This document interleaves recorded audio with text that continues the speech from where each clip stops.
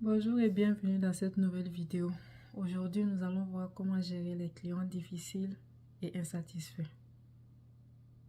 Ce sont des situations qui arrivent souvent et on ne le souhaite pas, mais c'est une des réalités du business. La première des choses, c'est de rester calme et d'écouter la personne jusqu'à la fin. Ne pas l'interrompre, puisque plus tu vas l'interrompre, plus ça va l'énerver encore plus il va vouloir tout gâter et tout le reste. Reste calme et écoute la personne. La deuxième chose, montre de l'empathie.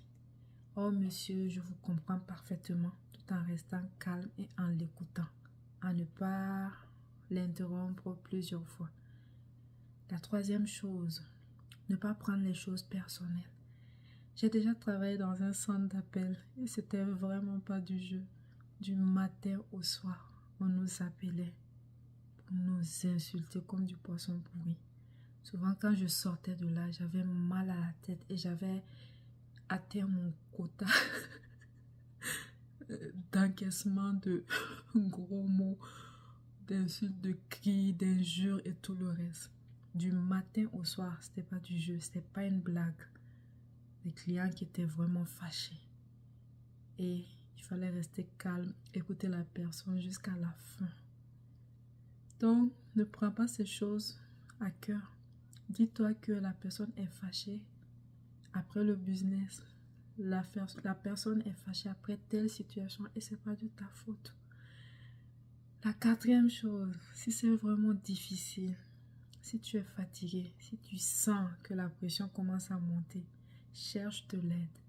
Appelle un superviseur, un collègue, une collaboratrice pour qu'elle vienne ou qu'il vienne ne prendre la relève. C'est très important. Et toi, tu iras te calmer quelque part et après tu pourras revenir si tu veux.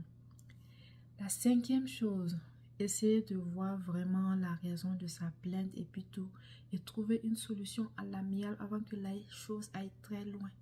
Souvent, c'est même pas grand chose que la personne veut.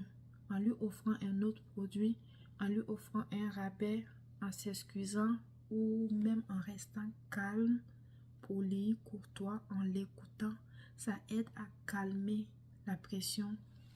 Et ces mêmes personnes peuvent devenir tes ambassadeurs quand tu gères bien la situation.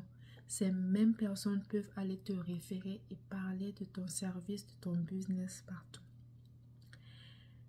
Donc, n'hésite pas et j'espère vraiment que tu auras le discernement de bien gérer les choses. Nous sommes en 2024 et les gens peuvent prendre leur caméra pour parler des business, pour parler de leur frustration. N'attends pas que les choses se retrouvent sur la toile, sur le net, sur les réseaux sociaux pour venir proposer des solutions. Non, c'est dès la source. Quand la personne se plaint, quand tu entends qu'il y a de la frustration et tout, essaie d'agir rapidement en proposant des solutions et après en demandant à la personne si elle est satisfaite de la solution que tu proposes. Et ça va aller. C'était tout pour aujourd'hui. N'hésite pas à partager la vidéo, à liker, à commenter. Peut-être que ça pourra aider quelqu'un. On se dit à une prochaine vidéo.